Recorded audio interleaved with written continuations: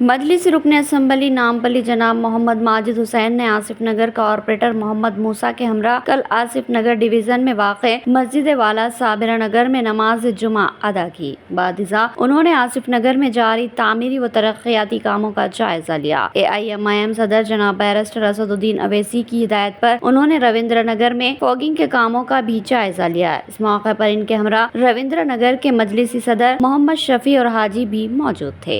अस्सलाम वालेकुम। आज आसिफ नगर डिवीज़न में मेरे साथ मूसा भाई कॉरपोरेटर आसिफ नगर, मोइन भाई साबिका कॉरपोरेटर आसिफ नगर और तमाम इब्तदाई सदर मुतमदीन के साथ आज यहाँ पे कई तरक्याती कामों का इफ्तिताह किया गया।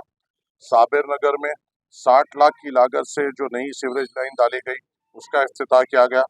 उसके बाद हुदा कॉलोनी में 12 लाख की लागत से जो सीवरेज लाइन डाली गई उसका इफ्तिताह किया गया।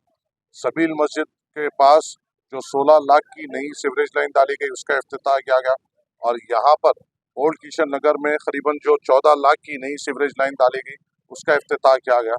तो आज करीबन आसिफ नगर डिवीज़न में करीबन 1 करोड़ से ज़ायद के कामों का आज इफ्तिताह किया गया है।